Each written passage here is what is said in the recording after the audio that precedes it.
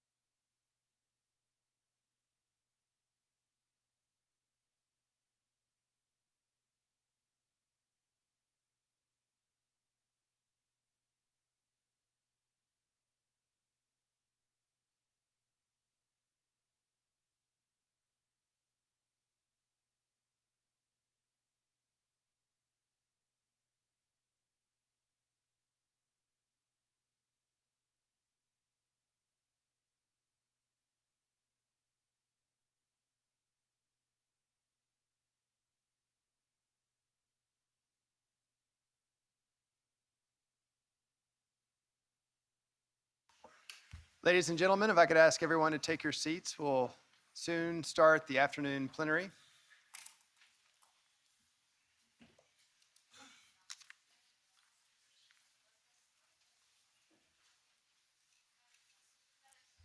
A couple of housekeeping items. We gave everyone an updated list of speakers, so you'll see the order for this afternoon.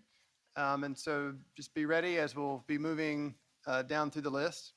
Secondly, we gave you a list of the statements of concern and the countries that have agreed to co-sign.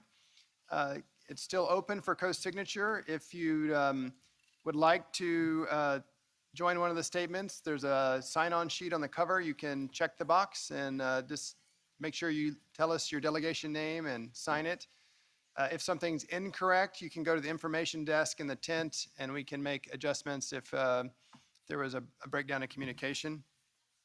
And then lastly, I'd like to remind everyone that this evening, starting at 6:30, we'll have the closing reception at the National Museum of African American Culture, which is just east of the Washington Monument. It's a wonderful museum. If you're an American, you'll know it's very hard to get a ticket. So it'll be open until 11. And I encourage everyone to come and just have a time of meeting and further networking. And also our civil society partners will be there. So it should be a very interesting event, and we hope everyone will come. With that, we'll now resume the order of speakers, and I turn the floor over to Ukraine. Well, thank you, Mr. Chairman. It's my pleasure to be here today at the second Ministerial to advance religious freedom, and I appreciate the opportunity to discuss the challenges and prospects that we face in this field in Ukraine, as well as at the regional and global levels.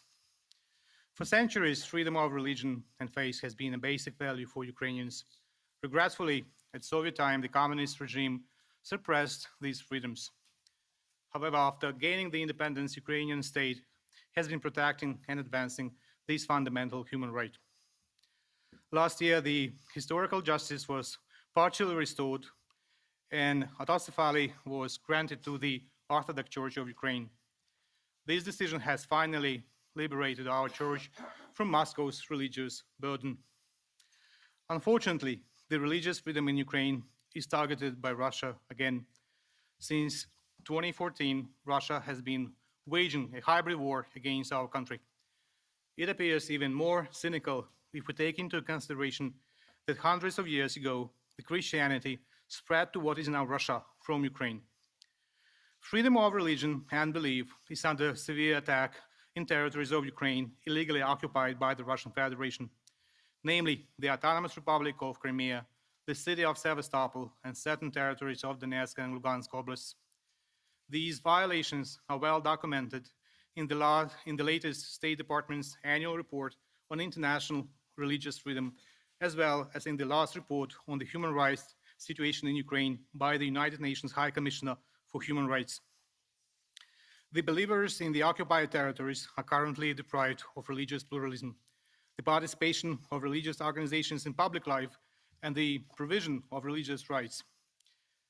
In last years, Crimean Tatar Muslims have become the most oppressed and persecuted religious community in Crimea. Despite multiple obstacles, they have managed to preserve their faith and cultural identity. We urge Russia to put an end to the repressive policies of its occupation administration in Crimea and parts of Donbass, and abide by the international commitments regarding the freedom of religion or belief. We support the recommendation of the US Commission on International Religious Freedom that the State Department designates Russia as a country of particular concern. Time and again, Ukraine has proven that defending religious freedom is one of the top priorities for our country. Nobody can restrict the freedom of belief. This important right has to be fostered, protected, and promulgated every single day, all over the world. Thank you for your attention.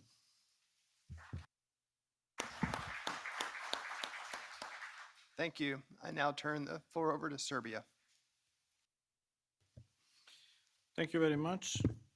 It is a pleasure indeed to participate again in this high-level meeting in Washington, D.C., devoted to efforts to advance religious freedom.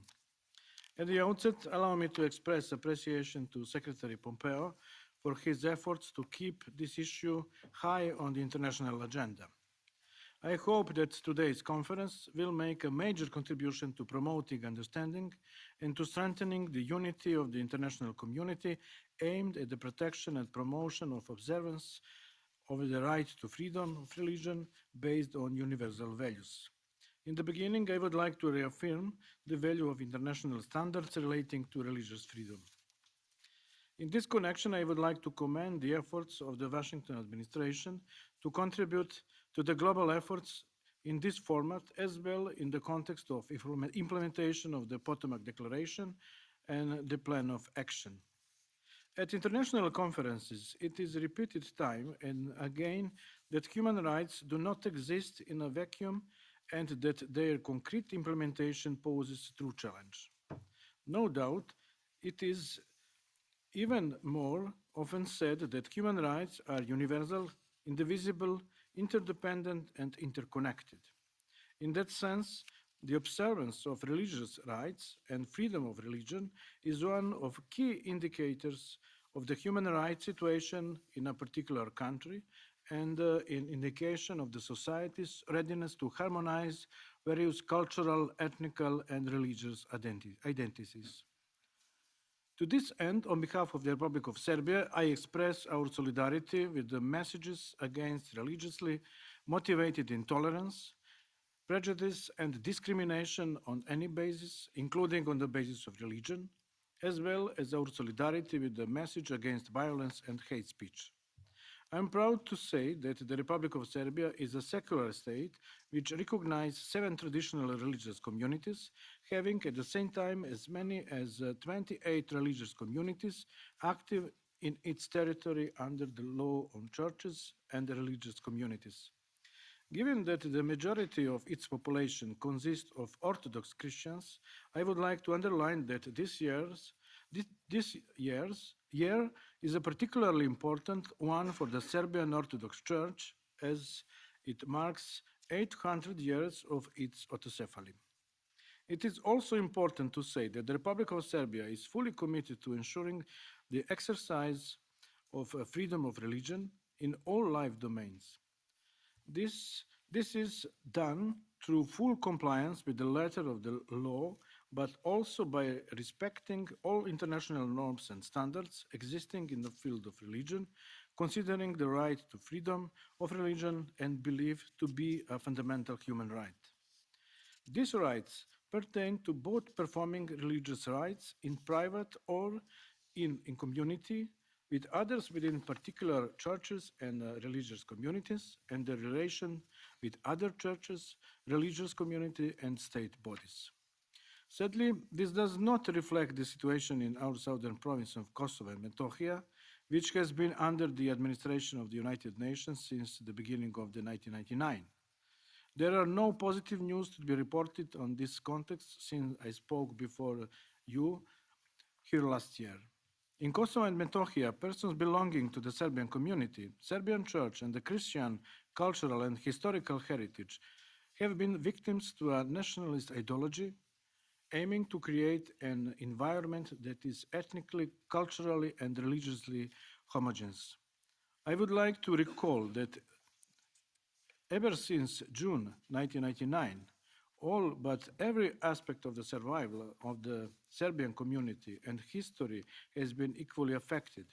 These people, tangible and intangible cultural heritage, churches and monasteries, while the religious, cultural, historical traces on their Slavic origins and orthodoxy have been destroyed and devastated in other ways, including verbal and physical assaults, even killing of priests of the Serbian Orthodox Church. Out of 4 exceptional religious heritage sites inscribed of the UNESCO World Heritage List, Peć Patriarchat, Monastery of Visoki Dečani, Gračanica Monastery, and the Church of Our Lady of Ljeviš, only 3 have survived because they were physically fully protected but by NATO forces during the organized campaigns of ethnic pogrom. Therefore, the situation with regard to the religious rights of the Serbian population has been directly dependent on the community surrounding the respective religious site. As As a result, the right to freedom to perform religious rites, including baptism, marriage, communion, funeral and memorial mass services, and prayers of Orthodox worshippers in general are provided only in churches and monasteries located in areas predominantly populated by Serbs or with a Serbs majority population. Unfortunately, the causes of this tragic situation are both of an ethnic and systemic nature. It must be understood that the sites of the Serbian Orthodox Church in Kosovo and Metohija are neither museums nor monuments.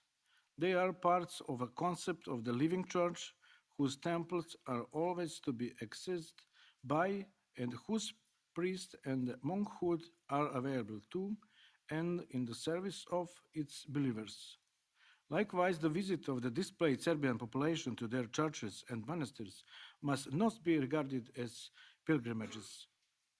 These visits are not visited by strangers, but by worshippers who come to pray, light candles, or visit the tombs of their ancestors and akin. The latest State Department report on religious freedom in Kosovo confirms violation of the religious rights of believers belonging to the Serbian Orthodox Church. The registered attacks against Serbian believers point to systematic intolerance and violation of their fundamental religious rights. The report also made a reference to the violation of property rights of the Serbian Orthodox Church, including refusal to enforce court orders to return the land to Visoki Dečani Monastery and ban the construction in special protective zones. Looting, vandalism, and extremist messages on Serbian Orthodox Church sites go unpunished, causing great concern. In view of all these occurrences, in order to advance religious freedom in the province, it is necessary to change the approach and abandon double standards, negating, minimizing, and relativizing continuing discrimination by the majority community and its institutions, which should be followed by systematic efforts to enable the Serbs in Kosovo and Metohija to enjoy their rights and freely profess their religion without any interference.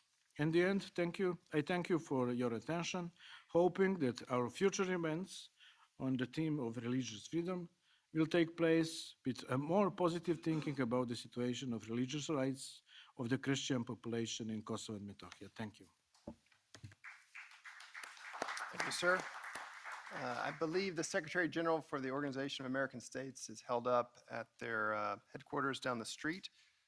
So we'll postpone his presentation. Is Thailand ready? Thailand, if you are, you have the floor. Excellencies, ladies and gentlemen, I wish to thank the Secretary of State for hosting this conference and for the hospitality accorded to us. We all come here with a shared conviction to promote and protect religious freedom, which is enshrined in the Universal Declaration of Human Rights, and thereby part and parcel of our very humanity. Religion can give us a sense of belonging and connection. It can help us be more compassionate and caring. But religion can also be used for nefarious ends or can become a zero-sum game of intolerance. We must therefore ensure that our children are taught openness, empathy, as well as understanding of and respect for differences in the home, the community, and at school. We must also ensure that the appropriate laws, regulations, and measures are in place to promote and protect religious freedom. The diverse religious communities in Thailand have for centuries coexisted in peace and harmony. However, in anticipating rising religious discrimination at the global level, we have recently developed the coexistence promotion in a multicultural society plan. But this is something that governments cannot do alone.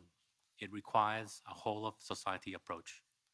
We must also, therefore, find ways of using social media to spread positive messages and goodwill.